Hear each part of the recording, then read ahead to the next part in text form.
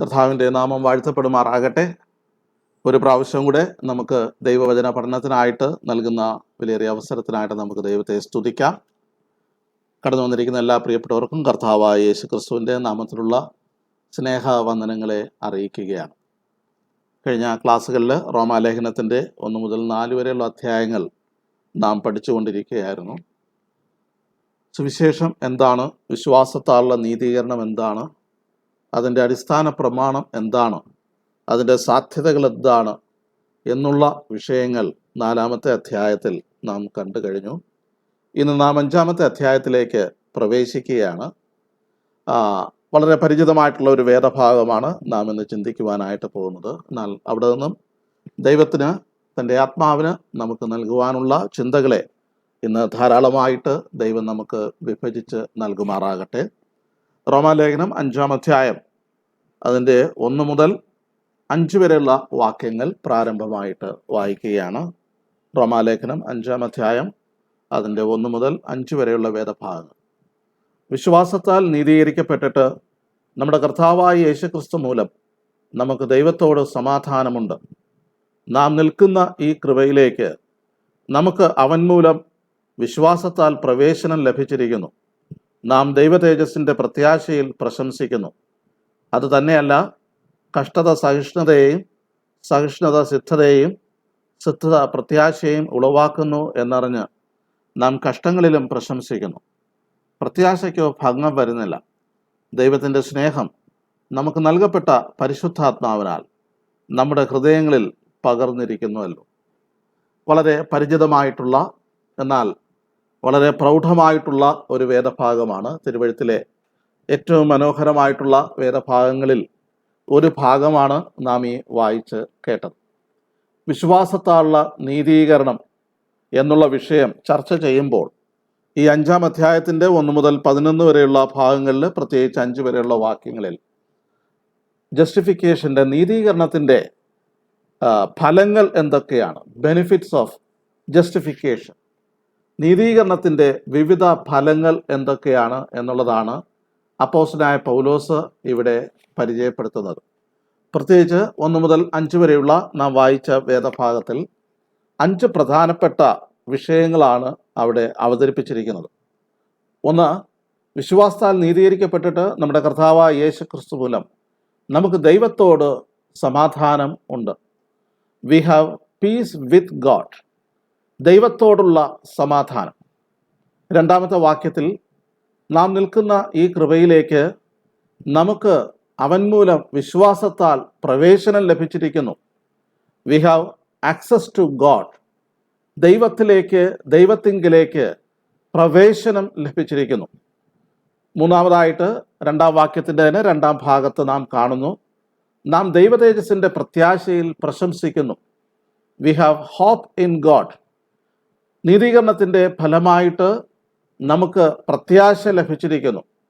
വീണ്ടും അതിൻ്റെ 5-ാമത്തെ വാക്യങ്ങളിലേക്ക് വരുമ്പോൾ പ്രത്യാശയ്ക്കോ ഭംഗം വരുന്നില്ല.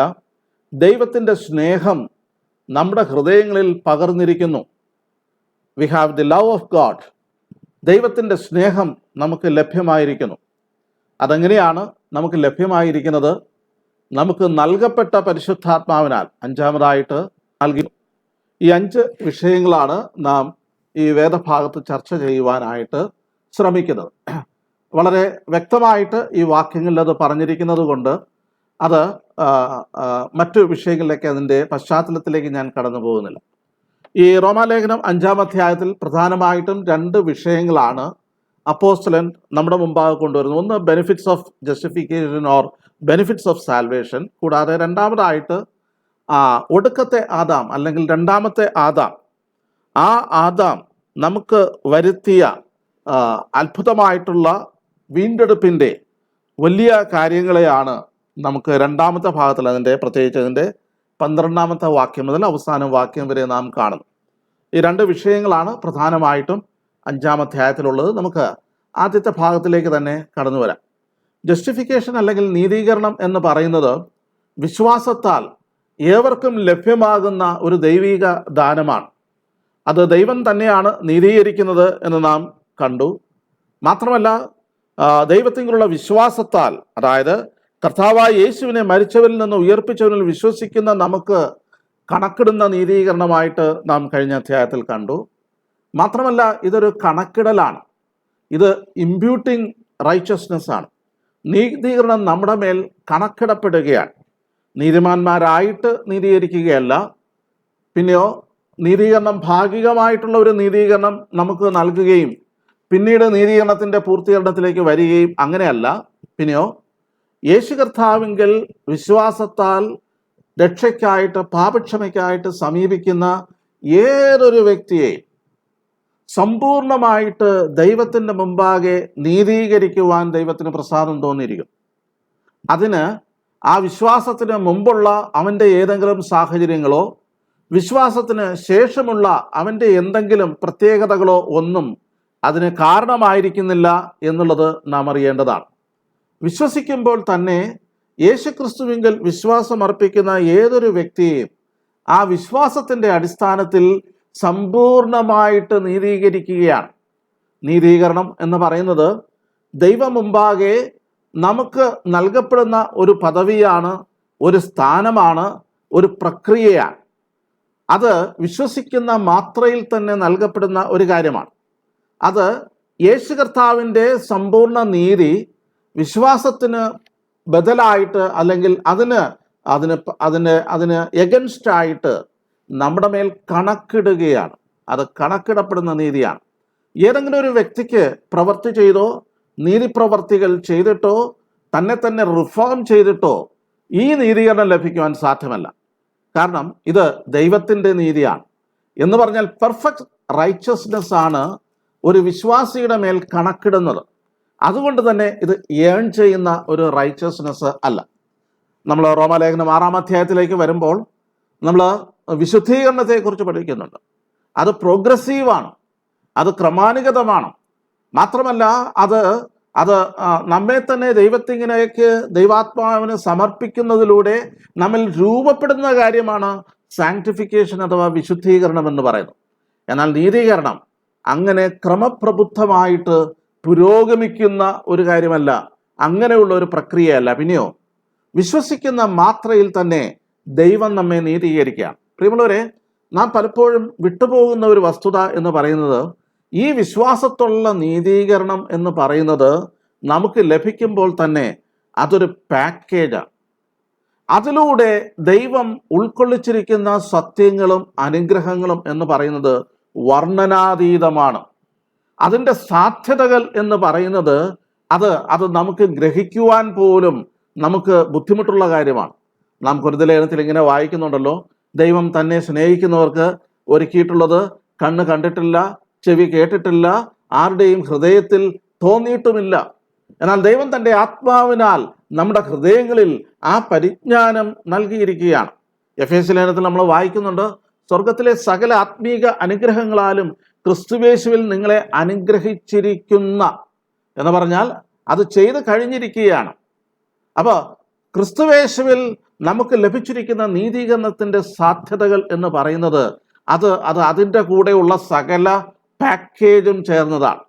അത് വിശ്വസിക്കുന്ന മാത്രയിൽ തന്നെ ഒരു വിശ്വാസിക്ക് ലഭ്യമാകുന്ന ഒരു വസ്തുതയാണ്. ഒന്നാമത്തെ വിഷയത്തിലേക്ക് കടന്നു വരാം. We have peace with God. ദൈവത്തോട് നമുക്ക് സമാധാനമുണ്ട്. ഇവിടെ നമ്മൾ വായിക്കുന്ന വാക്യം നിങ്ങൾ ശ്രദ്ധിച്ചാൽ, വിശ്വാസത്താൽ നീതീകരിക്കപ്പെട്ടിട്ട് നമുക്ക് യേശുക്രിസ്തു മൂലം നമുക്ക് ദൈവത്തോട് സമാധാനം ഉണ്ട്. ഇവിടെ പറഞ്ഞത് ശ്രദ്ധിച്ചോളൂ, വിശ്വാസത്താൽ നീതീകരിക്കപ്പെട്ടിട്ട്. അത് പറയുമ്പോൾ തന്നെ അത് പാസ്റ്റ് ടെൻസിലാണ് പറഞ്ഞിരിക്കുന്നത്. അത് നടന്നു കഴിഞ്ഞ ഒരു വസ്തുതയാണ്. അങ്ങനെ നീതീകരിക്കപ്പെട്ട വ്യക്തിക്ക് എന്തുണ്ട്? ദൈവത്തോട് സമാധാനം ഉണ്ട്. സമാധാനം ഉണ്ടാകുന്നുവെന്നോ ഉണ്ടായിക്കൊള്ളാം എന്നോ ഉണ്ടാകുമായിരിക്കാമെന്നോ അല്ല. പിന്നെയോ ഇവിടെ പറഞ്ഞിരിക്കുന്ന കാര്യം എന്ന് പറയുന്നത് ദൈവത്തോട് സമാധാനം ഉണ്ട്. അതിൻ്റെ അർത്ഥം ദൈവവുമായിട്ടുള്ള ഒരു സമാധാനത്തെക്കുറിച്ച് നമ്മൾ പലപ്പോഴും ഇങ്ങനെ ചിന്തിക്കാറുണ്ട്. സബ്ജക്റ്റീവ് ഫെയ്ത്തിനെ കുറിച്ചും ഒബ്ജക്റ്റീവ് ഫെയ്ത്തിനെ കുറിച്ചും പറയാറുണ്ട്. സബ്ജക്റ്റീവ് ഫെയ്ത്ത് എന്ന് പറഞ്ഞു കഴിഞ്ഞാൽ നമുക്ക്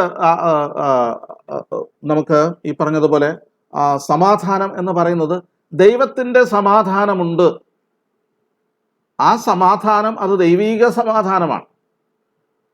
നമുക്ക് അനേക വാക്യങ്ങൾ അതിനോടുള്ള ബന്ധത്തിൽ നമുക്ക് ചിന്തിക്കാൻ സാധിക്കും. ആ സമാധാനം നമുക്ക് ഫിലിപ്പി ലേഖനത്തിലേക്ക് ഒരു 4-ാം അധ്യായത്തിലേക്ക് വരുമ്പോൾ നാം ഇവിടെ വായിക്കുന്നത് നമുക്ക് ദൈവത്തിൻ്റെ സമാധാനം, സകല ബുദ്ധിയെയും കവിയുന്ന ദൈവത്തിൻ്റെ സമാധാനം നിങ്ങളുടെ ഹൃദയങ്ങളെയും നിലവുകളെയും ക്രിസ്തുയേശുവിൽ കാക്കും. ഇവിടെ പറഞ്ഞിരിക്കുന്ന സമാധാനം ആ സമാധാനം അല്ല. അതായത് ഞാൻ നിങ്ങൾക്ക് തന്നേച്ചു പോകുന്നു എന്ന് പറയുന്ന സമാധാനമോ ഹൃദയങ്ങളെ ഭരിക്കുന്ന അല്ലെങ്കിൽ ഹൃദയങ്ങളെ നിറയ്ക്കുന്ന ദൈവിക സമാധാനവും അല്ല. പിന്നെയോ ഇവിടെ പറഞ്ഞിരിക്കുന്നത് ദൈവത്തോട് സമാധാനം ഉണ്ട് എന്നാണ്. എന്താണ് അതിൻ്റെ വ്യത്യാസം? ദൈവത്തിൻ്റെ സമാധാനം ഉണ്ട് എന്നുള്ളത് ഒരു വസ്തുതയാണ്. അത് ദൈവങ്ങൾക്ക് ലഭ്യമാക്കുന്ന, അത് അനുഭവവേദ്യമാക്കുന്ന, അത് നമുക്ക് ഉൾക്കൊള്ളുവാൻ സാധിക്കുന്ന, നമുക്ക് വൈകാരികമായിട്ട് മനസ്സിലാക്കുവാൻ സാധിക്കുന്ന, നമുക്ക് അനുഭവിക്കുവാൻ സാധിക്കുന്ന ഒരു കാര്യമാണ്. എന്നാൽ ദൈവത്തോട് സമാധാനമുണ്ട് എന്ന് പറയുന്നത് ദൈവസമാധാനം ഉണ്ട് എന്ന് പറയുന്നതിന് അല്ല, വ്യത്യാസമുണ്ട്. നാം അതിലേക്ക് കടന്നു വരികയാണ്. ഈ ദൈവത്തോടുള്ള സമാധാനം നമുക്ക് ലഭ്യമായിരിക്കുന്നത് ഒരേ ഒരു മാർഗത്താലാണ്. ദൈവത്തോടുള്ള സമാധാനം നമുക്ക് ലഭ്യമായിരിക്കുന്നത് എന്താണ്? വിശ്വാസത്താൽ നീതീകരിക്കപ്പെട്ടിട്ട്. അപ്പോൾ ദൈവത്തോടുള്ള സമാധാനം ലഭ്യമാകുവാൻ മറ്റൊരു മാർഗവും ഇല്ല തന്നെ. ദൈവത്തോടുള്ള സമാധാനം പ്രാപിക്കുവാൻ, പീസ് വിത്ത് ഗോഡ്, ദൈവവുമായിട്ടുള്ള ഒരു സമാധാനത്തിലേക്ക് വരുവാൻ മറ്റൊരു മാർഗവുമില്ല, അല്ലേ? ഇവിടെ പറഞ്ഞിട്ടുള്ള രണ്ടാമത്തെ കാര്യം എന്ന് പറയുന്നത് നമ്മുടെ കർത്താവായ യേശുക്രിസ്തു മൂലം നമുക്ക് ദൈവത്തോട് സമാധാനമുണ്ട്. There is no other means by which we can have peace with God. ദൈവവുമായിട്ട് സമാധാനത്തിലേക്ക് വരുവാനായിട്ട് യേശുക്രിസ്തു മുഖാന്തരമല്ലാതെ മറ്റൊരു മാർഗവുമല്ല. രണ്ട് കാര്യം ഞാനിവിടെ സൂചിപ്പിച്ചു. ഒന്ന്, വിശ്വാസത്താൽ നീതീകരിക്കപ്പെടുക നിമിത്തമാണ് എന്തുള്ളത്? ദൈവത്തോട് സമാധാനമുള്ളത്. രണ്ടാമതായിട്ട് പറഞ്ഞിരിക്കുന്നത് യേശുക്രിസ്തു മുഖാന്തരമാണ് ദൈവത്തോട് സമാധാനം ലഭ്യമായിരിക്കുന്നത്. നാം അതിലേക്ക് കടന്നു വരികയാണ്. അപ്പോൾ ഇത് വിശ്വാസത്താൽ മാത്രമാണ് നമുക്ക് സമാധാനം ലഭ്യമാകുന്നത്. യേശുക്രിസ്തു മുഖാന്തരം മാത്രമാണ് നമുക്ക് ഈ സമാധാനം ലഭ്യമാകുന്നത്. ഞാൻ മുമ്പേ സൂചിപ്പിച്ചതുപോലെ നമുക്ക് സബ്ജക്റ്റീവ് പീസും ഉണ്ട്, ഒബ്ജക്റ്റീവ് പീസും ഉണ്ട്. എന്ന് പറഞ്ഞാൽ വിഷയപരമായിട്ടുള്ള അല്ലെങ്കിൽ നമുക്ക് ലഭിക്കുന്ന സമാധാനവുമുണ്ട്, ദൈവത്തോടുള്ള സമാധാനവും ഉണ്ട്. അപ്പോൾ ഇവിടെ ദൈവത്തോടുള്ള സമാധാനം എന്ന് പറയുന്നത് ഈ ദൈവത്തിൻ്റെ സമാധാനത്തെക്കാൾ അതിനേക്കാളും അല്പക്കൂടെ ഉന്നതമായിട്ടുള്ള ഒരു കാര്യമാണ്. നാം രക്ഷിക്കപ്പെടുന്നതിന് മുമ്പ് അല്ലെങ്കിൽ വിശ്വാസത്താൽ നീതീകരിക്കപ്പെടുന്നതിന് മുമ്പ് we are at war with God. ദൈവവുമായിട്ട് നാം യുദ്ധത്തിലായിരുന്നു. നാം താഴെത്തൊട്ടുള്ള വാക്യത്തിൽ വായിക്കുന്നുണ്ട്. ഇവിടെ 8-ാമത്തെ വാക്യത്തിൽ നാം ഇതേ അധ്യായത്തിൽ തന്നെ വായിക്കുന്നുണ്ട്. നാം ശത്രുക്കളായിരിക്കുമ്പോൾ തന്നെ, അല്ലേ? ഇതിൻ്റെ 10-ാമത്തെ വാക്യത്തിൽ, അല്ലേ? അഗൻസ്റ്റ് ഗോഡ് എന്ന് പറയുന്നത് അത് രക്ഷിക്കപ്പെടുന്നതിന് മുമ്പ് ഏത് മനുഷ്യൻ്റെയും അവസ്ഥ അത് തന്നെയാണ്. ഇവിടെ 5-ാമത്തെ വാക്യത്തിൽ അവൻ്റെ രക്തത്താൽ നീതീകരിക്കപ്പെട്ട ശേഷമോ നാം അവനാൽ എത്ര അധികമായി കോപത്തിൽ നിന്ന് രക്ഷിക്കപ്പെടും എന്ന് പറഞ്ഞാൽ നാം ദൈവത്തിൻ്റെ കോപത്തിന് പാത്രീഭൂതരായിരുന്നു. ശ്രദ്ധിച്ചോണേ, രക്ഷിക്കപ്പെടുന്നതിന് മുമ്പ് വരെ ഏതൊരു മനുഷ്യനും ദൈവത്തോട് യുദ്ധത്തിലായിരുന്നു. 2, ദൈവത്തോട് ശത്രുത്വത്തിലായിരുന്നു. ദൈവത്തിൻ്റെ ക്രോധത്തിൽ പാത്രീഭൂതരായിരുന്നു. അപ്പോൾ ദൈവവുമായിട്ട് യാതൊരു പീസുമില്ല. പീസില്ല എന്ന് മാത്രമല്ല, സമാധാനത്തിലല്ല എന്ന് മാത്രമല്ല, നമ്മൾ ശത്രുക്കളായിരുന്നു, അല്ലേ? യോഹന്നാന്റെ സുവിശേഷം 8-ാം അധ്യായം അതിൻ്റെ 44 നാം ഭോഷ്കിന്റെ മക്കളായിരുന്നു, നാം കോപപാത്രങ്ങളായിരുന്നു. ഇത് നാം അറിഞ്ഞിരിക്കേണ്ട വസ്തുതയാണ്. അപ്പം അങ്ങനെ മനുഷ്യർക്ക് ദൈവവുമായിട്ട് അല്ലെങ്കിൽ ദൈവത്തിന് പാപം മുഖാന്തരം മനുഷ്യരുമായിട്ട് ഉള്ള ഒരു ശത്രുത, ഒരു വേർപാട് അല്ലെങ്കിൽ ഒരു എനിമിറ്റി അത് നിലനിന്നിരുന്നു എന്നുള്ളത് നാം തിരിച്ചറിയേണ്ട വസ്തുതയാണ്. അപ്പോൾ അങ്ങനെ ശത്രുത ഉള്ള ഒരു സ്ഥലത്ത്, ഒരു സമയത്ത് എങ്ങനെയാണ് സമാധാനത്തിലേക്ക് വരുന്നത്? നമുക്കറിയാം, രാജ്യങ്ങൾ തമ്മിൽ ശത്രുതയിലായിരിക്കുമ്പോൾ, അവർ തമ്മിൽ യുദ്ധപ്രഖ്യാപനങ്ങൾ നടക്കുമ്പോൾ ആരോപണ പ്രത്യാരോപണങ്ങൾ നടക്കുമ്പോൾ, അവരെ ഹിംസിക്കുവാനായിട്ട് ആയുധങ്ങൾ സ്വരുക്കൂട്ടുമ്പോൾ, ആയുധങ്ങൾ അവർക്ക് നേരെ പ്രയോഗിക്കുമ്പോൾ, ആ രണ്ട് രാജ്യങ്ങൾ തമ്മിൽ ശത്രുതയിലാണ്. അവർ തമ്മിൽ നയതന്ത്ര ബന്ധങ്ങളൊന്നും സ്ഥാപിക്കുവാൻ സാധ്യമല്ല. അവർ തമ്മിൽ എപ്പോഴും യുദ്ധത്തിലാണ്. എന്നാൽ ഒരു സമാധാന ട്രീറ്റിയിലേക്ക് കടന്നു വരുമ്പോഴോ അവർ തമ്മിൽ എന്തിലേക്ക് വരികയാണ്? ഒരു സമാധാനത്തിലേക്ക് വരികയാണ്. പിന്നെ ആയുധങ്ങളുടെ സമാഹരണവും പിന്നെ വാക്കുകളുടെ ശരങ്ങളുടെ പ്രയോഗങ്ങളുമൊന്നും അവിടെ അവിടെ അവിടെ അർത്ഥമില്ല. ഇതേപോലെ തന്നെ അതൊരു ചെറിയ ഉദാഹരണം പറഞ്ഞു എന്ന് മാത്രമേ ഉള്ളൂ നമുക്ക് മനസ്സിലാക്കാൻ വേണ്ടി.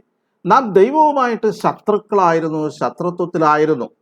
എല്ലാ അവിശ്വാസികളും ദൈവത്തോടുള്ള ബന്ധത്തിൽ ശത്രുതയിൽ ആയിരുന്നു.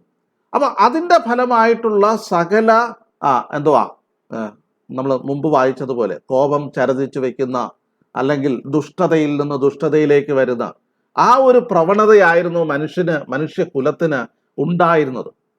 നീതിമാനായ അല്ലെങ്കിൽ വിശുദ്ധനായ ദൈവത്തിൻ്റെ മുമ്പാകെ നമുക്ക് അപ്രോച്ച് ചെയ്യുവാൻ സാധ്യമല്ല, നമുക്ക് രമ്യപ്പെടുവാൻ സാധ്യമല്ല. ആ നിലയിൽ ഉള്ള ഒരു അകൽച്ച, ഒരു അസമാധാനം ദൈവവും മനുഷ്യനും തമ്മിൽ, അല്ലെങ്കിൽ മനുഷ്യനും ദൈവവും തമ്മിൽ ഉണ്ടായിരുന്നു എന്നുള്ളത് നാം മനസ്സിലാക്കേണ്ട വസ്തുതയാണ്. ദൈവത്തിൻ്റെ ദൃഷ്ടിയുടെ മുമ്പാകെ ചെല്ലുവാൻ പോലും നമുക്ക് സാധ്യമല്ല. ഒരു ഉദാഹരണം പറയുകയാണെങ്കിൽ, പാപം ചെയ്ത ആദ്യ നിമിഷത്തിൽ തന്നെ മനുഷ്യന് സംഭവിച്ച ഒരു കാര്യം എന്ന് പറയുന്നത്, ദൈവത്തിൻ്റെ ദൃഷ്ടിയിൽ നിന്ന് അവൻ ഓടി ഒളിക്കുകയാണ്. അവൻ ഏദൻ തോട്ടത്തിൽ വൃക്ഷങ്ങളുടെ തണലിൽ അല്ലെങ്കിൽ മറവിൽ അവൻ ഓടി ഒളിക്കുകയാണ്. എന്തുകൊണ്ടാണ്? അവിടെ ആരംഭിച്ചതാണ് ദൈവവുമായിട്ടുള്ള ശത്രുത. അവിടെ ആരംഭിച്ചതാണ് ദൈവവുമായിട്ടുള്ള സമാധാനമില്ലായ്മ. ഈ സമാധാനമില്ലായ്മ എന്ന് പറയുന്നത് കഴിഞ്ഞ നാളുകളിലൊക്കെ അതിങ്ങനെ വ്യാപകമായിട്ട് സകല മനുഷ്യരും ദൈവവുമായിട്ടുള്ള ബന്ധം നഷ്ടപ്പെട്ട് അവർ ആ നിലയിൽ മുന്നോട്ട് നീങ്ങുകയാണ്. പ്രിയമുള്ളവരെ, നാം മനസ്സിലാക്കേണ്ട വസ്തുത, വിശ്വാസത്താൽ നീതീകരിക്കപ്പെട്ടിട്ട് അല്ലെങ്കിൽ രക്ഷിക്കപ്പെട്ടിട്ട് യേശുക്രിസ്തു മുഖാന്തരം നമുക്ക് ദൈവത്തോട് സമാധാനം ലഭിച്ചിരിക്കുകയാണ്. ആ സമാധാനം എന്ന് പറയുന്നത് ദൈവവുമായിട്ടുള്ള ശത്രുത നീങ്ങി എന്നുള്ളത് മാത്രമല്ല, ദൈവവുമായിട്ടുള്ള ആ സമന്വയത്തിലേക്ക്, ആ ബന്ധത്തിലേക്ക്, ആ ഊഷ്മളതയിലേക്ക്, ആ ഹൃദ്യതയിലേക്ക്, ആ വിശ്വാസത്താൽ നീതീകരിക്കപ്പെട്ട ഒരു വ്യക്തി അല്ലെങ്കിൽ രക്ഷിക്കപ്പെട്ട വ്യക്തിയോടുള്ള ബന്ധത്തിൽ ഇനി ദൈവത്തിന് ശത്രുത്വം എന്ന് പറയുന്നത് ഇല്ല, അല്ലേ? ദൈവത്തിന് ഇനി അവൻ്റെ മേൽ എന്തില്ല? പാപത്തിൻ്റെ ശിക്ഷയായ ക്രോധം അവൻ്റെ മേൽ ഇല്ല എന്ന് മാത്രമല്ല, നമുക്ക് വീണ്ടും അത് ഇങ്ങനെ ഒന്നിനു പുറകെ ഒന്നായിട്ട് അറ്റാച്ച് ചെയ്തിരിക്കുകയാണ്. ദൈവത്തോടുള്ള സമാധാനത്തിൻ്റെ ഫലമായിട്ടാണ് ബാക്കി എല്ലാ കാര്യങ്ങളും വരുന്നത്. അപ്പം ഈ ഒരു സമാധാനം എങ്ങനെയാണ് ഉണ്ടായത് എന്നുള്ളത് നാം അറിയേണ്ടത് ആവശ്യമാണ്. ഇവിടെ പറഞ്ഞിരിക്കുന്നത് യേശുക്രിസ്തു മുഖാന്തരമാണ് എന്ന് പറഞ്ഞാൽ, we have peace with God through our Lord Jesus Christ. യേശുക്രിസ്തു മുഖാന്തരമാണ് നമുക്ക് ദൈവത്തോട് സമാധാനം ലഭിച്ചത്. അതെങ്ങനെയാൽ സമാധാനം ലഭിച്ചത്? യേശു കർത്താവ് എപ്പോഴാണ് ഈ പാപം ചെയ്ത് ദൈവത്തെ നഷ്ടപ്പെടുത്തിയ മനുഷ്യവർഗത്തിന് ദൈവവുമായിട്ടൊരു സമാധാനത്തിലേക്ക് കൊണ്ടുവന്നത്? ഏത് സമയത്താണ്? യേശു കർത്താവിൻ്റെ ജഡ അവതാരത്തോടുള്ള ബന്ധത്തിലാണോ? യേശു കർത്താവിൻ്റെ ഭൗമിക ജീവിതത്തോടുള്ള ബന്ധത്തിലാണോ?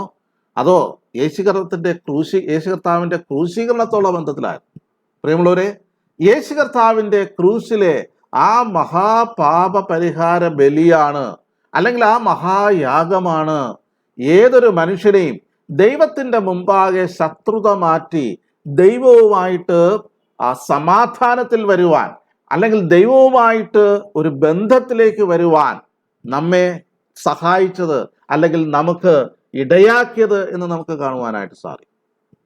പ്രിയമുള്ളവരെ, പാപം എന്ന് പറയുന്നത് മനുഷ്യനെ കൊണ്ടുചെന്ന് എത്തിച്ചിരുന്നത് ഏറ്റവും ശക്തമായിട്ടുള്ളൊരു ദൈവവുമായിട്ടുള്ള ശത്രുത്വത്തിലേക്കാണ്. പാപത്തിൻ്റെ ഭയാനകത, അതിൻ്റെ ആ ഒരു ഭീകരത പലപ്പോഴും നമ്മൾ ചിന്തിക്കാറില്ല. സാധാരണ ഇങ്ങനെ പറയാറുണ്ടല്ലോ, ഒരു വെള്ളത്തിൽ കിടക്കുന്നവന് അവൻ്റെ ഭാരത്തെക്കുറിച്ച് ശരിയായിട്ടുള്ള ഒരു തോന്നൽ അവന് ലഭ്യമല്ല. കാരണം അവൻ വെള്ളത്തിലാണ്. പാപത്തിൽ മുഴുകിയിരിക്കുന്ന ഒരു വ്യക്തിക്ക് പാപത്തിൻ്റെ ഭീകരതയെക്കുറിച്ച് എത്ര പറഞ്ഞാലും അവന് മനസ്സിലാകുകയില്ല. എന്നാൽ രക്ഷിക്കപ്പെട്ട് കഴിഞ്ഞാൽ അവന് മനസ്സിലാകും പാപം എത്രത്തോളം ഭയാനകമായിരുന്നു. ദൈവവുമായിട്ടുള്ള ബന്ധത്തിൽ കാതലായിട്ടുള്ള ബന്ധമില്ലായ്മ അല്ലെങ്കിൽ ആ ഒരു ശത്രുത്വം അവനിൽ കൊണ്ടുവന്നത് പാപമാണ്. ഇനി ഇവിടെ നമ്മൾ വായിക്കുന്നത് എങ്ങനെയാണ് യേശു കർത്താവ് ദൈവത്തോട് നമുക്ക് സമാധാനം നൽകിയത്. ഇവിടെ നമ്മൾ ഒന്ന് രണ്ട് വാക്കുകൾ നമ്മൾ പരിചയപ്പെടുന്നത് നല്ലതാണ്. 3-ാം അധ്യായത്തിൻ്റെ 25-ാം വാക്യത്തിൽ നമ്മൾ പ്രൊപ്പീറ്റിയേഷൻ എന്നുള്ള ഒരു പദം നമ്മൾ കണ്ടു അല്ലേ. 25-ാം വാക്യത്തിൽ വിശ്വസിക്കുന്നവർക്ക് അവൻ തൻ്റെ രക്തം മൂലം പ്രായശ്ചിത്തമാകുവാൻ ദൈവം അവനെ പരസ്യമായി നിർത്തിയിരിക്കുന്നു. അപ്പോൾ യേശു കർത്താവിൻ്റെ ക്രൂശിൽ ചൊരിഞ്ഞ രക്തത്താൽ അവിടെ പ്രൊപ്പീറ്റിയേഷൻ, പ്രായശ്ചിത്തം എന്നുള്ള ഒരു പ്രത്യേക കാര്യം നമ്മളത് മുമ്പും ചിന്തിച്ചതാണ്. എന്താ പ്രൊപ്പീറ്റിയേഷൻ എന്നുള്ള വാക്കിൻ്റെ അർത്ഥം? പ്രായശ്ചിത്തം എന്നുള്ള വാക്കിൻ്റെ അർത്ഥം എന്ന് പറയുന്നത് satisfaction of the റാത്ത് of God. ദൈവത്തിൻ്റെ ക്രോധത്തെ, പാപത്തിൻ്റെ മേലുള്ള ദൈവത്തിൻ്റെ ക്രോധത്തെ അപ്പീസ് ചെയ്യുക, അല്ലെങ്കിൽ അതിനെ തൃപ്തിപ്പെടുത്തുക, അതിനെ തടഞ്ഞു നിർത്തുക, അല്ലെങ്കിൽ ക്രോധത്തിന് കാരണമായ സംഗതിയെ നിർമൂലനം ചെയ്യുക. ഈ ഒരു പ്രായശ്ചിത്തം അല്ലെങ്കിൽ ദൈവത്തിൻ്റെ പാപത്തിൻ്റെ മേലുള്ള, പാപത്തിനെതിരെയുള്ള ദൈവത്തിൻ്റെ ക്രോധവും പാപികൾക്കെതിരെയുള്ള ദൈവത്തിൻ്റെ ശത്രുത്വവും ഒക്കെ അത് സാറ്റിസ്ഫൈ ചെയ്യുവാൻ അല്ലെങ്കിൽ അത് ഇല്ലായ്മ ചെയ്യുവാൻ മതിയായതായിരുന്നു യേശു കർത്താവിൻ്റെ ക്രൂശിൽ ചൊരിഞ്ഞ രക്തം എന്ന് പറയുന്നത്. ഓക്കെ, രക്ഷിക്കപ്പെടുന്ന ഏതൊരു വ്യക്തിയുടെയും നേരെയുള്ള ദൈവത്തിൻ്റെ ക്രോധത്തെ മുഴുവൻ ശമീപിക്കും, അതിനെ ഇല്ലായ്മ ചെയ്യുവാൻ യേശു കർത്താവിൻ്റെ ക്രൂശിലെ യാഗം മതിയായതായിരുന്നു. അത് മുഴുവനായിട്ട് നിർമ്മാർജ്ജനം ചെയ്യുക.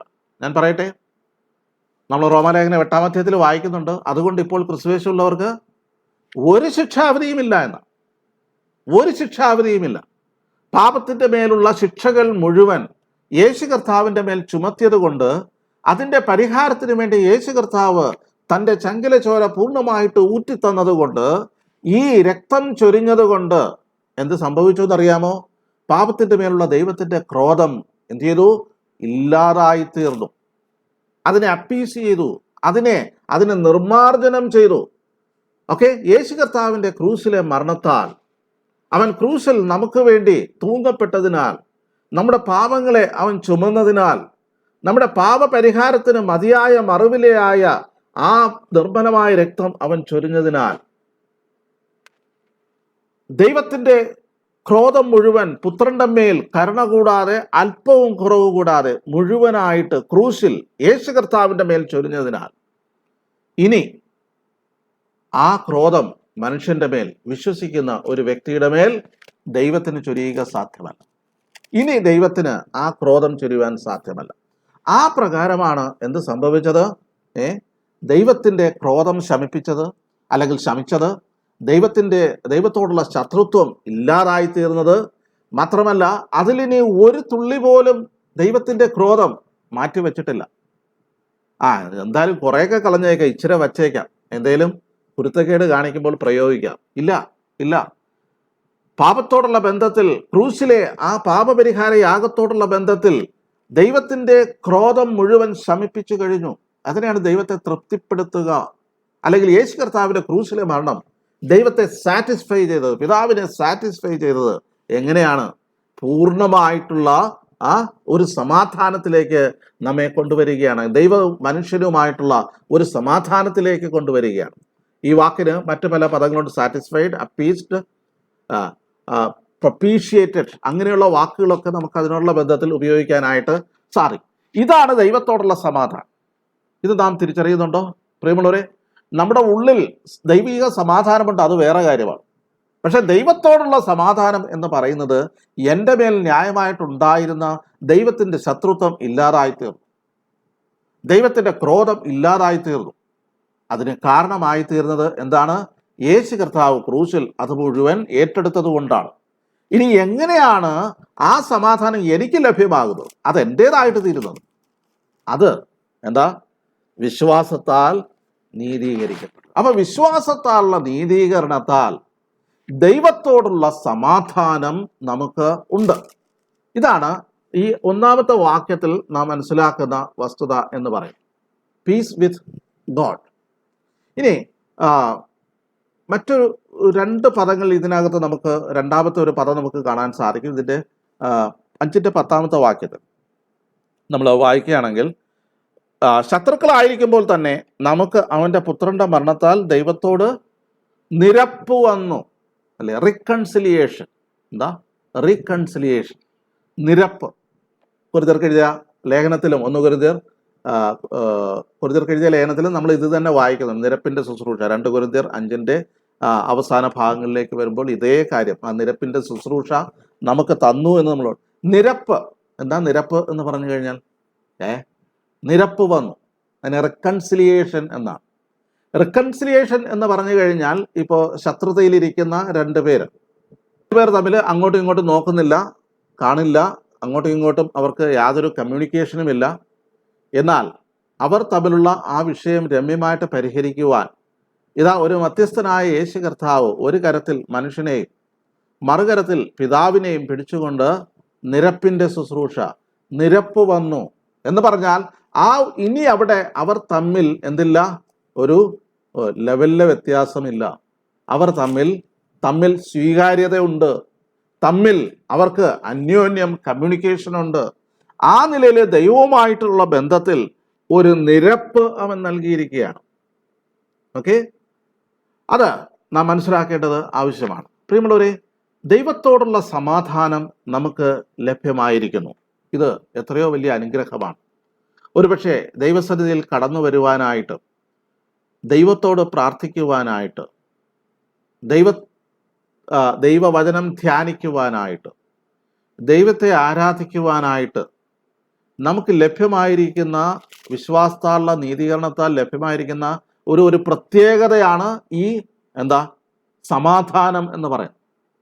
ദൈവത്തോട് സമാധാനം ഇല്ലാതെ, ദൈവത്തോട് ശത്രുത്വത്തിൽ തുടർന്നുകൊണ്ട് ഒരു വ്യക്തിക്ക് എന്ത് ചെയ്യാൻ സാധ്യമല്ല?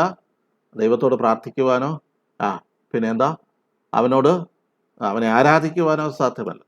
അതുകൊണ്ടാണ് നാം സുവിശേഷങ്ങൾ ഇങ്ങനെ വായിക്കുന്നത്, പാപികളുടെ പ്രാർത്ഥന ദൈവം കേൾക്കുന്നില്ല. എന്തുകൊണ്ട് കേൾക്കുന്നില്ല? അതിൻ്റെ കാരണം എന്ന് പറയുന്നത് ദൈവത്തോടുള്ള യാതൊരു നിരപ്പുമില്ല, ദൈവത്തോടുള്ള സമാധാനമില്ല. അങ്ങനെ ഒരു വ്യക്തിക്ക് ദൈവത്തോട് എങ്ങനെ പ്രാർത്ഥിക്കുവാനായിട്ട് സാധിക്കും?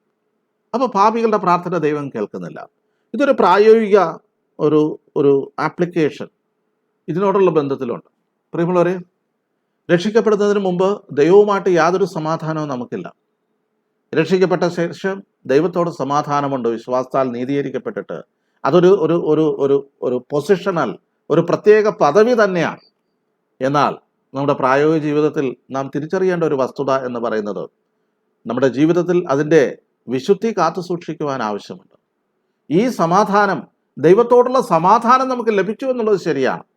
എന്നാൽ നമ്മുടെ ജീവിതത്തിൽ കടന്നു വരുന്ന അനുദിന ജീവിതത്തിലെ പാപവും പാപപ്രവൃത്തികളും പാപമനോഭാവങ്ങളുമൊക്കെ ഈ സമാധാനം ദൈവത്തിൻ്റെ ഭാഗത്തു നിന്ന് നഷ്ടമായില്ല എങ്കിൽ തന്നെയും നമ്മുടെ ഭാഗത്തു നിന്ന് നഷ്ടമാകുവാൻ സാധ്യത ഉണ്ട്. അത് നാം തിരിച്ചറിയണം. അല്ലേ? സങ്കീർത്തനം 32 ദാവീദ് പറയുന്നുണ്ട്, ഞാൻ മിണ്ടാതിരുന്നപ്പോൾ നിത്യമായ ഞരക്കത്താൽ എൻ്റെ അസ്ഥികൾ ദ്രവിച്ചുപോയി, രാവും പകലും അവ എൻ്റെ മേൽ ഭാരമായിരുന്നു. അല്ലേ? അപ്പൊ ആ നിലയിൽ പാപം ദൈവത്തോടുള്ള ഹൃദ്യതയും സമാധാനവും മനുഷ്യരോടുള്ള ബന്ധത്തിൽ ഇല്ലായ്മ ചെയ്യും. ആ ഒരു ഹൃദ്യത നഷ്ടപ്പെടും, ആ ഒരു കൂട്ടായ്മ നഷ്ടപ്പെടും. യോഹന്നാന്റെ 1-ാം ലേഖനം 1-ാം അധ്യായത്തിൽ നമ്മൾ വായിക്കുന്നുണ്ട്, വെളിച്ചത്തിൽ നാം ഇരുട്ടിൽ വസിച്ചാൽ ദൈവത്തോട് നമുക്ക് കൂട്ടായ്മ ഇല്ല. കാരണം ദൈവം വെളിച്ചമാവുന്നു, അവനിൽ ഇരുട്ട് ഒട്ടുമില്ല.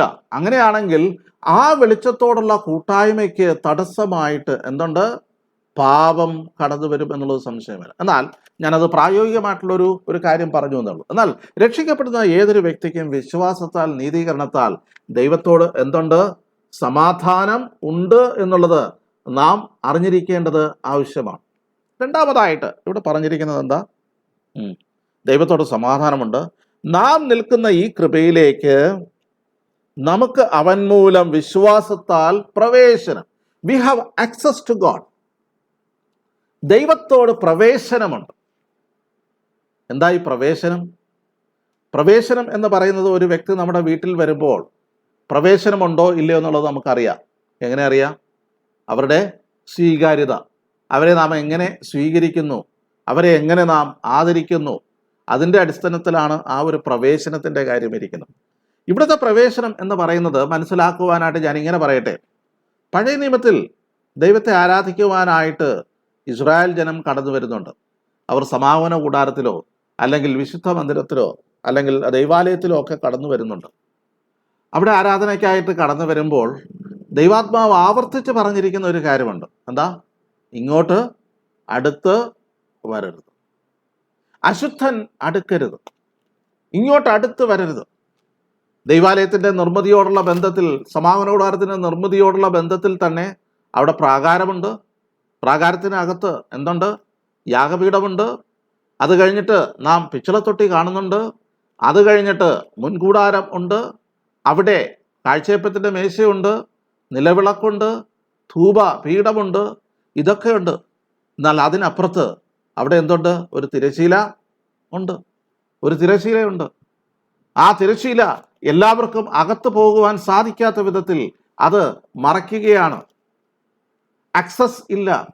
ആണ്ടിലൊരിക്കൽ മഹാപുരോഹിതൻ മാത്രം തൻ്റെയും ജനത്തിൻ്റെയും പാപപരിഹാരത്തിൻ്റെ രക്തവുമായിട്ട് അവൻ വളരെ ഭയത്തോടും അതേസമയം വിറയലോടും പ്രാർത്ഥനയോടുകൂടെ ധൂപത്തോടും കൂടെ അവൻ അകത്തേക്ക് പ്രവേശിക്കുക. അത്തരത്തിലായിരുന്നു പഴയ നിയമകാലങ്ങൾ. ഇനി ശലോമോന്റെ ദൈവാലയ നിർമ്മിതി നോക്കിക്കഴിഞ്ഞാൽ, അല്ലെങ്കിൽ ഹേരോദാവിൻ്റെ ദൈവാലയ നിർമ്മിതി നോക്കിക്കഴിഞ്ഞാൽ എല്ലാവർക്കും അടുത്ത് വരാൻ പറ്റുമോ? എല്ലാവർക്കും അടുത്ത് വരാൻ പറ്റുകയില്ല. എന്താ? അവിടെ പ്രാകാരത്തിൽ തന്നെ പല തട്ടുകളുണ്ട്. എന്താ തട്ട്? ജാതികൾക്കൊരു പ്രാകാരമുണ്ട്. ജാതികൾക്ക് അവിടെ നിന്ന് മാത്രമേ ദൈവത്തെ വിളിച്ചപേക്ഷിക്കുവാൻ സാധിക്കുകയുള്ളൂ.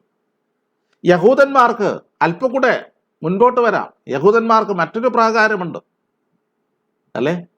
അപ്പോൾ യഹൂദനും ജാതികൾക്കും ഒരു വേർതിരിവ് അവിടെ ഉണ്ട്.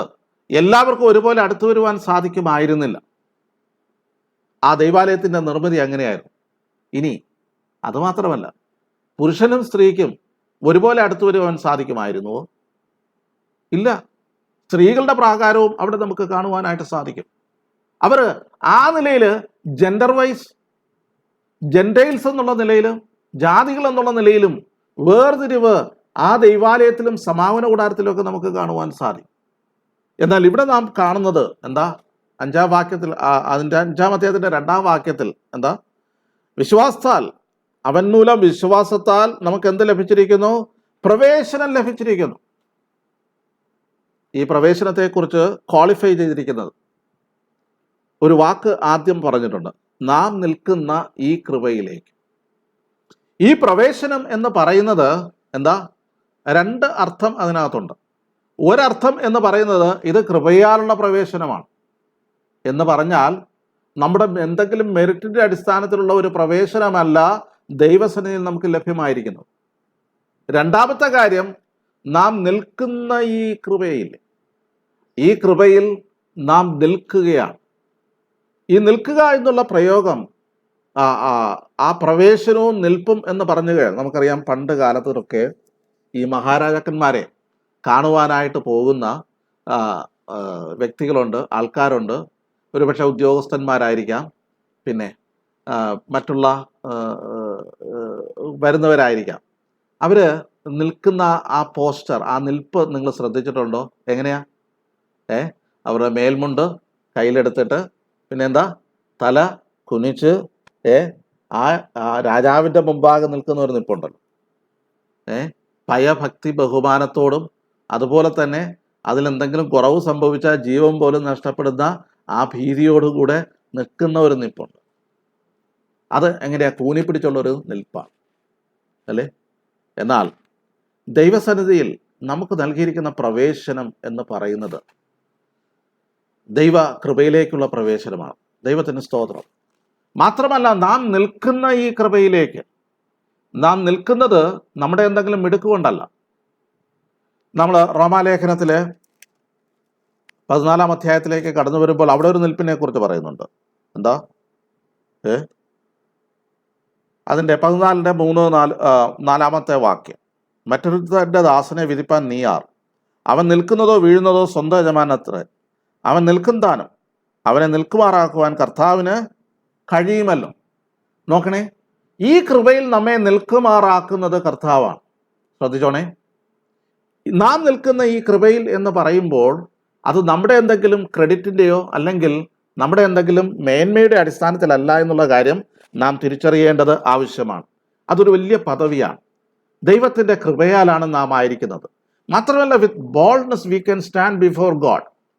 നമുക്ക് ആ ഒരു ധൈര്യത്തോടുകൂടെ നമുക്ക് പ്രവേശനം ലഭിച്ചിരിക്കുന്നു, നമുക്ക് എൻട്രൻസ് ലഭിച്ചിരിക്കുന്നു, നമുക്ക് ഇൻട്രൊഡക്ഷൻ ലഭിച്ചിരിക്കുന്നു. എത്രയോ ഭാഗ്യകരമായിട്ടുള്ള ഒരവസ്ഥയാണ് ദൈവം നമുക്ക് നൽകിയിരിക്കുന്നത്. പ്രിയമുള്ളവരെ, ഈ പ്രവേശനം എന്ന് പറയുന്നത് ഒരു വലിയ പദവിയാണ്. ഈ പ്രവേശനത്തെക്കുറിച്ച് അനേക കാര്യങ്ങൾ നമുക്ക് ചിന്തിക്കുവാനായിട്ട് സാധിക്കും. നാം അതിലേക്ക് വരികയാണ്.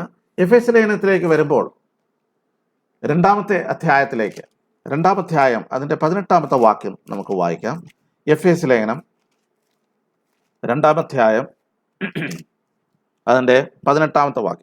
അതിൻ്റെ 11 മുതലുള്ള വാക്യത്തിൽ, മുമ്പേ നിങ്ങൾ പ്രകൃതിയാൽ ജാതികളായിരുന്നു, ജഡത്തിൽ കയ്യാലുള്ള പരിച്ഛേദനയായിട്ട് പരിച്ഛേദനക്കാർ എന്ന് പേരുള്ളവരാൽ അഗ്രജന്മാർക്കാർ എന്ന് വിളിക്കപ്പെട്ടിരുന്നു. നിങ്ങൾ ക്രിസ്തുവിനെ കൂടാതെയുള്ളവരായിരുന്നു, ഇസ്രായേൽ പൗരതയോട് സംബന്ധമില്ലാത്തവരായിരുന്നു, വാഗ്ദത്തത്തിൻ്റെ നിയമങ്ങൾക്ക് അന്യരായിരുന്നു, പ്രത്യാശയില്ലാത്തവരായിരുന്നു. അല്ലെ? 2-ന്റെ 18-ാമത്തെ വാക്യത്തിലേക്ക് വരുമ്പോൾ 15 മുതലുള്ള വാക്യം വായിക്കുകയാണ്. 14 കൂടെ വായിക്കുക, 13 വായിക്കുകയാണ്. മുമ്പേ ദൂരസ്ഥരായിരുന്നു നിങ്ങൾ, ഇപ്പോൾ ക്രിസ്തുവിൽ ക്രിസ്തുവിന്റെ രക്തത്താൽ സമീപസ്ഥരായി തീർന്നു. ക്രിസ്തുവിന്റെ രക്തത്താൽ നാം മുമ്പ് ദൂരത്തിലായിരുന്നു, ദൈവസന്നിധിയിൽ യാതൊരു അക്സസ്സും ഇല്ലാതിരുന്നു. എന്നാൽ നിങ്ങളിപ്പോൾ ക്രിസ്തുവേശുവിൽ അവന്റെ രക്തത്താൽ, ക്രിസ്തുവിന്റെ രക്തത്താൽ സമീപസ്ഥർ. സമീപസ്ഥർ എന്ന് പറഞ്ഞാൽ അർത്ഥമാക്കുന്നത് എന്താണ്? സമീപസ്ഥർ, അടുത്ത് ആയിരിക്കുകയാണ്. അല്ലെ? സമീപസ്ഥരായി തീർന്നിരിക്കുകയാണ്. വീണ്ടും തീർന്നില്ല. അവൻ നമ്മുടെ സമാധാനം.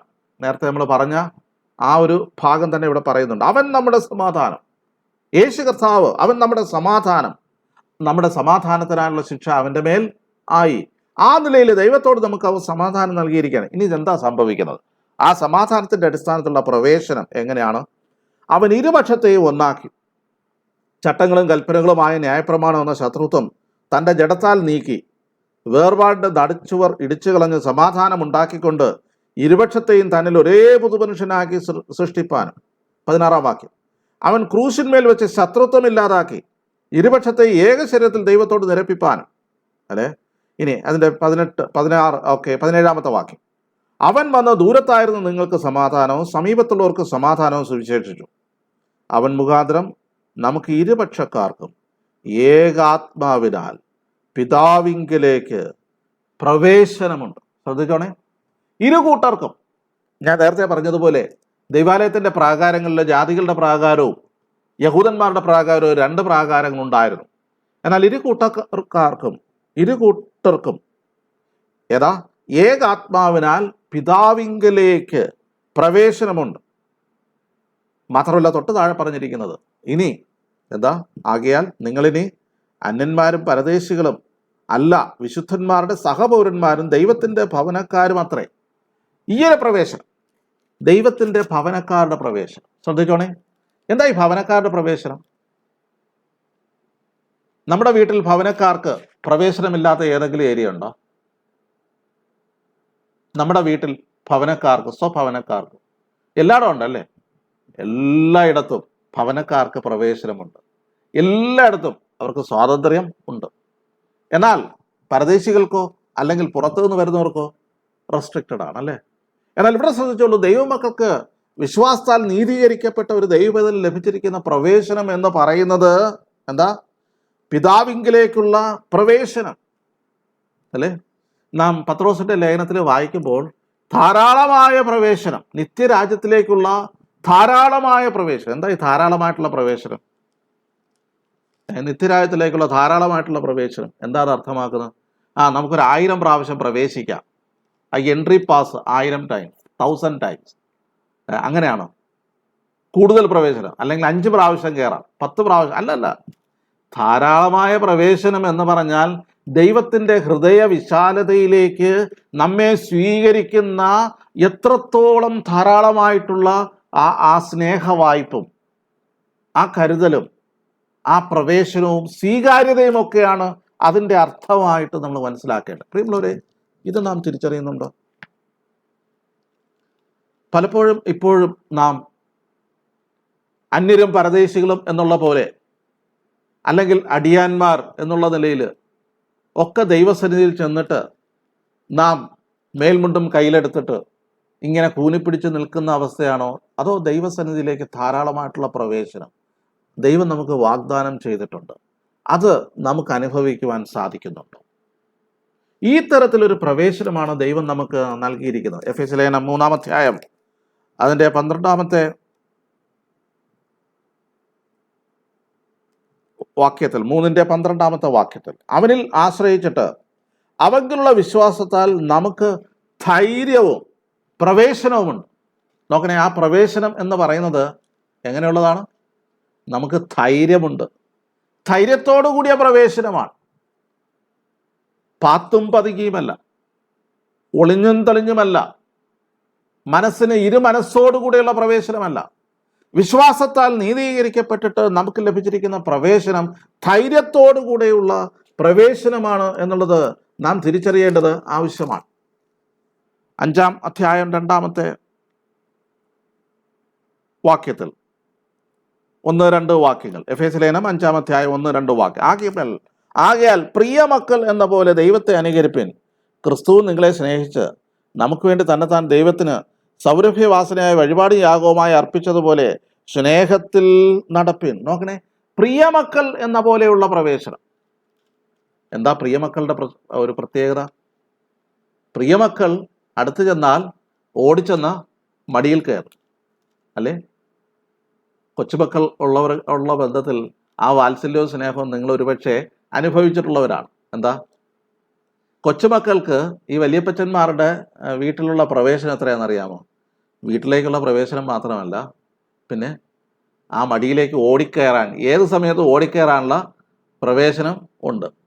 പിന്നെ തോളിൽ ചാടിക്കയറാനുള്ള പ്രവേശനവും ഉണ്ട്, അല്ലേ? പ്രിയമക്കൾക്കുള്ള പ്രവേശനം അതാണ്.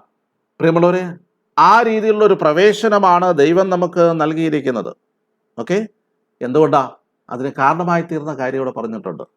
ദൈവം ക്രിസ്തുവും നിങ്ങളെ സ്നേഹിച്ച് നമുക്ക് വേണ്ടി തന്നെത്താൻ ദൈവത്തിന് സൗരഭ്യവാസനായ വഴിപാട് യാഗവും അർപ്പിച്ചതുപോലെ ആ സ്നേഹത്തിൽ നടക്കുവാനായിട്ട് ആവശ്യമുണ്ട്. പ്രിയമക്കളായിട്ട് നാം ഈ പ്രവേശനത്തിൻ്റെ ധാരാളത അനുഭവിക്കുവാനായിട്ട് ആവശ്യമുണ്ട്. ഈ വിഷയം നിങ്ങൾക്ക് മനസ്സിലായി എന്ന് ഞാൻ വിചാരിക്കുകയാണ്. ശ്രദ്ധിച്ചോളൂ, ഈ പ്രവേശനത്തിൻ്റെ 1-2 പ്രത്യേകതകൾ ഒന്ന് ശ്രദ്ധിക്കുന്നതല്ല. ഒന്ന്, ദി മോഡ് ഓഫ് ആക്സസ്. ദൈവത്തിങ്കിലേക്കുള്ള പ്രവേശനം എങ്ങനെയാണോ? ഒന്ന്, ഇത് റെസ്ട്രിക്റ്റഡ് ആണ്. It is restricted. ആർക്ക് മാത്രമേ പ്രവേശനമുള്ളൂ? ദൈവത്തിങ്കിലേക്കുള്ള പ്രവേശനം സാധ്യമായിരിക്കുന്നത് വിശ്വാസത്താൽ നീതീകരിക്കപ്പെട്ടവർക്ക് മാത്രമാണ് ഈ പ്രവേശനമുള്ളത്. അവിശ്വാസിക്ക്, രക്ഷിക്കപ്പെടാത്ത ഒരു വ്യക്തിക്ക് ഈ പ്രവേശനമില്ല. നാം മനസ്സിലാക്കേണ്ട ഒരു കാര്യമാണ്. രക്ഷിക്കപ്പെടാത്ത ഒരു വ്യക്തിക്ക്, അല്ലെങ്കിൽ വിശ്വാസത്താൽ നീതീകരിക്കപ്പെടാത്ത വ്യക്തിക്ക് ദൈവസന്നിധിയിൽ പ്രവേശനമില്ല. It is restricted. രക്ഷിക്കപ്പെട്ടവർക്ക് മാത്രമുള്ള ഒരു അവകാശമാണ് ഈ പ്രവേശനം എന്ന് പറയുന്നത്. രണ്ടാമതായിട്ട്, ഇറ്റ് ഈസ് ഡയറക്റ്റ്. ഇത് നേരിട്ടുള്ള പ്രവേശനമാണ്. സാധാരണ മുഖ്യമന്ത്രിയെ കാണുവാനായിട്ട് നമുക്ക് എത്ര തലങ്ങളിൽ പെർമിഷൻ മേടിക്കണം? പല തലങ്ങളിൽ മേടിക്കണം, അല്ലേ? പലരെ കൊണ്ട് റെക്കമെൻഡ് ചെയ്യണം, അല്ലേ? പല സ്ഥലങ്ങളിൽ നിന്ന്, അവരുടെ കയ്യിൽ നിന്ന് പെർമിഷൻ മേടിക്കണം, അല്ലേ?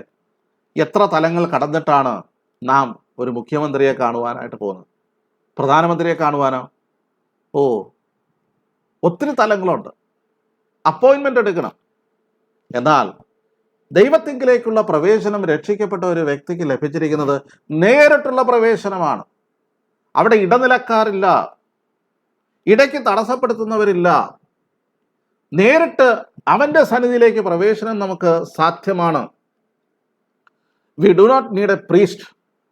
We do not need even a pastor or an evangelist to come in to the presence of God.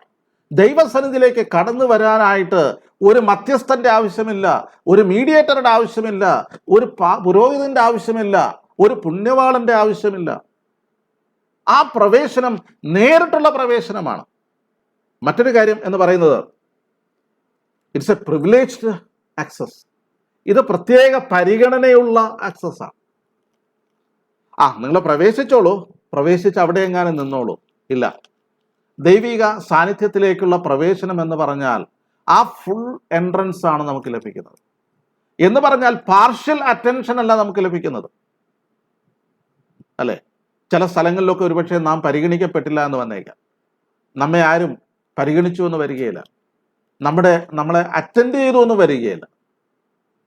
ഇവിടെ ഇതാ ദൈവസന്നിധിയിൽ ഒരു വിശ്വാസിക്കുള്ള പ്രവേശനം എന്ന് പറയുന്നത് ഇറ്റ്സ് എ പ്രിവിലേജ്ഡ് ആക്സസ് എന്ന് പറഞ്ഞു കഴിഞ്ഞാൽ അവനെ സമ്പൂർണമായിട്ട് പരിഗണിക്കുകയും അവനെ സമ്പൂർണമായിട്ട് അറ്റൻഡ് ചെയ്യുകയും ചെയ്യുന്ന ഒരു സ്വാതന്ത്ര്യം അല്ലെങ്കിൽ ഒരു ഫ്രീഡം അവിടെ ലഭ്യമാകുകയാണ്. മറ്റൊരു കാര്യം എന്ന് പറയുന്നത്, നാലാമതായിട്ട്, ഇറ്റ് ഈസ് അൺഡിസേർവ്ഡ് ആക്സസ്.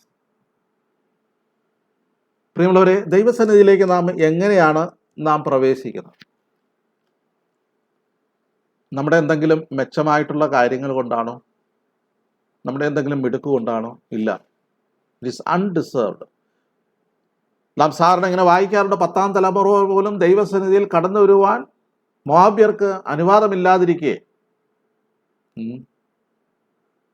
നമ്മുടെ എന്തെങ്കിലും മെറിറ്റിന്റെ അടിസ്ഥാനത്തിലല്ല, പിന്നെയോ ക്രിസ്തു ക്രൂശിൽ പൂർത്തീകരിച്ച ആ ദൈവിക വേല, ആ ശുശ്രൂഷയുടെ അടിസ്ഥാനത്തിൽ നമുക്ക് ലഭ്യമായിരിക്കുന്ന പ്രവേശനമാണ്.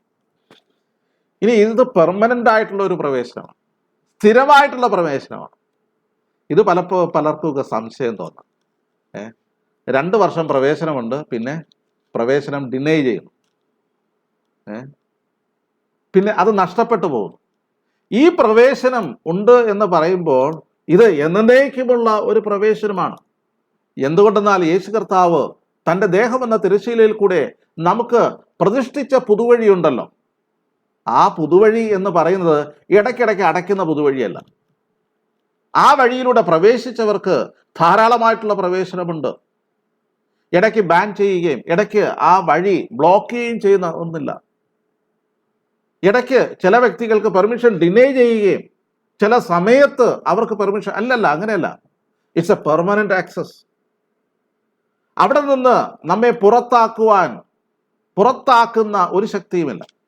നാം 8ാം അധ്യായത്തിൽ വായിക്കുന്നുണ്ട്, ക്രിസ്തുവിന്റെ സ്നേഹത്തിൽ നിന്നും നമ്മെ വേർപിരിക്കുന്നത് കഷ്ടതയോ നഗ്നതയോ ഉപദ്രവമോ ആപത്തോ പട്ടിണിയോ നഗ്നതയോ ആപത്തോ വാളോ, ഇതൊക്കെ പറയുന്നുണ്ട്. അപ്പൊ ഇതൊരു പെർമനന്റ് ആക്സസ് ആണ്. അടുത്തതായിട്ട് ഈ പ്രവേശനം എന്ന് പറയുന്നത് ഇറ്റ്സ് എ സ്പിരിച്വൽ ആക്സസ്. എന്താ സ്പിരിച്വൽ ആക്സസ് എന്ന് പറഞ്ഞാൽ, ദൈവസന്നിധിയിലേക്ക് പ്രവേശനത്തിന് വേണ്ടി നമ്മൾ എവിടെയെങ്കിലും യാത്ര ചെയ്യണമെന്നില്ല, നമ്മൾ സ്വർഗത്തേക്ക് കയറിപ്പോകണമെന്നില്ല, നമ്മൾ ദൈവാലയത്തിലേക്ക് ചെല്ലണമെന്നില്ല, അല്ലെങ്കിൽ മനുഷ്യർ സങ്കല്പിക്കുന്ന ഏതെങ്കിലും ഒരു വിശുദ്ധ സ്ഥലത്തേക്ക് ചെന്നിട്ടാണ് ഈ പ്രവേശനം, ദൈവത്തിന്റെ പ്രസൻസിലേക്കുള്ള പ്രവേശനം. ഇല്ല, അങ്ങനെയില്ല. It's a spiritual access. ഇത് ഹൃദയംഗമായിട്ട് ആത്മാവിന്റെ തലത്തിൽ നിന്നുകൊണ്ട് നമുക്ക് ലഭിക്കുന്ന ഒരു ആക്സസ് ആണ്. This is within our own heart. 2 3 അവർ എൻ്റെ നാമത്തിൽ കൂടുന്നിടത്തൊക്കെ ഞാൻ അവരുടെ നടുവിൽ ഉണ്ട് എന്ന് കർത്താവ് പറഞ്ഞിട്ടുണ്ട്, ആണല്ലോ. അപ്പൊ ദൈവസന്നിധിയിലുള്ള പ്രവേശനം അല്ലെങ്കിൽ ദൈവത്തിങ്കിലേക്കുള്ള പ്രവേശനം എന്ന് പറയുന്നത് നാം എവിടെയെങ്കിലും ചെന്നിട്ട് പ്രവേശിക്കുന്നതല്ല, പിന്നെയോ നാം എവിടെ ആയിരിക്കുന്നോ അവിടെ തൻ്റെ സാന്നിധ്യം കൊണ്ട് നിറയ്ക്കുന്ന ഒരനുഭവമാണ് ആ പ്രവേശനം എന്ന് പറയുന്നത്. It's a spiritual access. ശമരിയ സ്ത്രീയോട് കർത്താവ് സംവദിക്കുന്ന വേളയിൽ അവളുടെ ന്യായമായിട്ടുള്ള സംശയമാണ്, ഞങ്ങളുടെ ആൾക്കാർ പിതാക്കന്മാരൊക്കെ പറയുന്നത് ഈ ശമരിയ മലയിലാണ് ആരാധിക്കേണ്ടത്, പിന്നെ നിങ്ങളുടെ ആൾക്കാരൊക്കെ പറയുന്നു എവിടെയാ, അപ്പുറത്തെ മലയിലെ യെരൂശലേമിലാണ് ആരാധിക്കേണ്ടത്, എവിടെയാ ആരാധിക്കേണ്ടത്? ന്യായമായിട്ടുള്ള ലോകമനുഷ്യരുടെ ഒരു സംശയമാണ്. ദൈവസന്നിധിയുള്ള പ്രവേശനം എവിടെ ലഭിക്കും? ദൈവത്തിന്റെ സാന്നിധ്യം എവിടെ ഉണ്ട്? പ്രിയമുള്ളവരെ, നാം മനസ്സിലാക്കേണ്ട വസ്തുത, ഇതൊരു ആത്മീകമായിട്ടുള്ള പ്രവേശനമാണ്. It's a spiritual access. We can have it anywhere we are. നാം എവിടെയായിരിക്കുന്നോ അവിടെയൊക്കെ ലഭ്യമാകുന്നത്. ശമരിയ സ്ത്രീയോട് കർത്താവ് മറുപടി പറയുന്നുണ്ട്.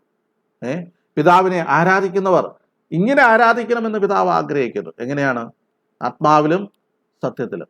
ആ മലയിലുമല്ല ഈ മലയിലുമല്ല ആരാധിക്കേണ്ടത് എന്നുള്ളത് ശമരിയാസ്ത്രീയോട് കൽപ്പിക്കുകയാണ്. പ്രിയമുള്ളവരെ, നാം ആയിരിക്കുന്ന സ്ഥലത്ത് ആത്മീകമായിട്ടും നമ്മുടെ ഹൃദയത്തിൻ്റെ ദൃഷ്ടികളെ ഉയർത്തിക്കൊണ്ട് ദൈവിക സാന്നിധ്യം അനുഭവിക്കാനുള്ള ഒരു സ്വാതന്ത്ര്യം, ഒരു അനുവാദം അവൻ നമുക്ക് നൽകിയിരിക്കുകയാണ്.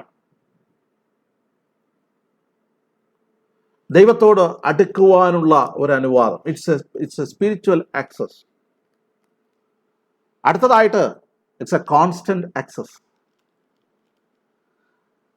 സാധാരണ ഏതെങ്കിലും ഒരു വ്യക്തിയെ കാണാൻ പോയി കഴിഞ്ഞാൽ 5 മിനിറ്റ് അപ്പോയിന്റ് ടൈം എടുത്തു കഴിഞ്ഞാൽ അത്രയും സമയം കഴിഞ്ഞാൽ നമ്മൾ വെക്കേറ്റ് ചെയ്തു.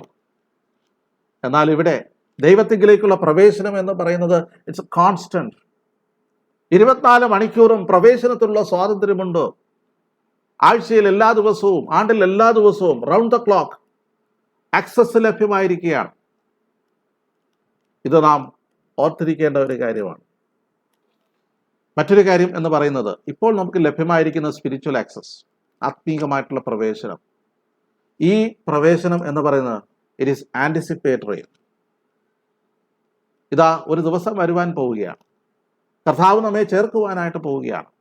അവൻ്റെ സന്നിധിയിലേക്ക് നമ്മെ കൂട്ടിക്കൊണ്ടു പോകുവാൻ പോവുകയാണ്. പിന്നെ ഒരിക്കലും പിരിയാത്തതായിട്ട്, ഒരിക്കലും വിട്ടുപോകാത്തതായിട്ട് ഉള്ള ഒരു പ്രവേശനത്തിലേക്ക് നാം കടന്നു വരുവാൻ പോവുകയാണ്. ഒരു ചോദ്യം ഞാൻ നിങ്ങളോട് ചോദിക്കട്ടെ. ആ ചോദ്യം എന്നോടും ചോദിക്കുക. കർത്താവിൻ്റെ സന്നിധിയിൽ നാം ആയിരിക്കുമ്പോൾ ആ പ്രവേശനം ഇല്ലാത്ത ഒരു അവസരം നമുക്ക് ലഭ്യമാകുമോ? ഉണ്ടാകുമോ? ദൈവസന്നിധിയിൽ നാം ആയിരിക്കുമ്പോൾ ഈ പ്രവേശനത്തിന്, ഈ ആക്സസിന് എന്തെങ്കിലും പരിധിയുണ്ടോ, പരിമിതിയുണ്ടോ? അല്ലെങ്കിൽ ഈ ആക്സസ്, ദൈവത്തിൻ്റെ പ്രസൻസ് ഇല്ലാത്ത ഒരനുഭവം ഒരു വിശ്വാസിക്ക് സ്വർഗത്തിൽ ഉണ്ടാകുമോ എന്നുള്ളതാണ് എൻ്റെ ചോദ്യം. ഇല്ല, ഒരിക്കലുമില്ല. അങ്ങനെ ദൈവത്തിൻ്റെ പ്രസൻസ് ഇല്ലാത്ത ഒരു അനുഭവം ഉണ്ടാകുന്നത് എവിടെ മാത്രമാണ്? ദൈവത്തിൻ്റെ വല്ലഭത്വത്തോടുള്ള സാന്നിധ്യവും അവൻ്റെ മഹത്വവും ഒക്കെ വിട്ടകന്ന് നിത്യശിക്ഷാവിധിയിലേക്ക് പോകുന്ന രക്ഷിക്കപ്പെടാത്തവരെ സംബന്ധിച്ച് അവർക്ക് യാതൊരു കാരണവശാലും എന്തില്ല? ആക്സസ് ഇല്ല തന്നെ. ഞാൻ പറഞ്ഞത്, നമുക്ക് ഇന്ന് ലഭ്യമായിരിക്കുന്ന പ്രവേശനം എന്ന് പറയുന്നത് അത് ഭാവിയിൽ അത് യാഥാർത്ഥ്യമാകുവാൻ പോകുന്ന, അത് അതേ അർത്ഥത്തിൽ തന്നെ അർത്ഥവത്താകുന്ന ഒരു പ്രവേശനമാണ്. എബ്രായ ലേഖനം ഈ പ്രവേശനത്തെക്കുറിച്ച് വളരെ ധാരാളമായിട്ട്, വാചാലമായിട്ട് സംസാരിച്ചിട്ടുണ്ട്. 4-ാം അധ്യായം 16-ാമത്തെ വാക്യത്തിൽ, അതുകൊണ്ട് തത്സമയത്ത് കൃപ പ്രാപിപ്പാനും അതിനുള്ള കൃപയ്ക്കുമായിട്ട് നാം ധൈര്യത്തോടുകൂടെ കൃപാസനത്തിൻ്റെ അടുക്കിലേക്ക് ചെല്ലുക. ത്രോൺ ഓഫ് ഗ്രേസിലേക്ക്, ആ കൃപാസനത്തിലേക്ക് ഏത് സമയത്തും തത്സമയത്ത് കൃപ പ്രാപിപ്പാൻ. ഏത് സമയത്താണോ കൃപ ആവശ്യമായിരിക്കുന്നത് ആ സമയത്തൊക്കെ അവിടെ ചെല്ലുവാനായിട്ട് നമുക്ക് സാധ്യതയുണ്ട്. എബ്രായ ലേഖനം 7:19 വാക്യത്തിൽ, let us draw near to God. 7:19, നാം അവൻ്റെ അടുക്കലേക്ക് ചെല്ലുക, അവനോട് അടുത്ത് വരിക. അതുപോലെ തന്നെ എബ്രായ ലേഖനം 7:25, 10:1, 19 വാക്യങ്ങൾ, ഇവിടെയൊക്കെ അവൻ്റെ സന്നിധിയിലേക്ക് അടുത്ത് വരുവാനായിട്ട്, പരമാർത്ഥ ഹൃദയത്തോട് അടുത്ത് വരുവാനായിട്ട് പറയുകയാണ്.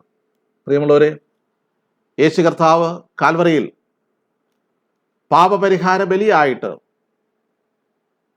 അവന് യാഗമായിട്ട് തീരുമ്പോൾ, എൻ്റെ ദൈവമേ, എൻ്റെ ദൈവമേ, നീ എന്നെ കൈവിട്ടത് എന്ത് എന്ന് അലറിക്കരയുമ്പോൾ,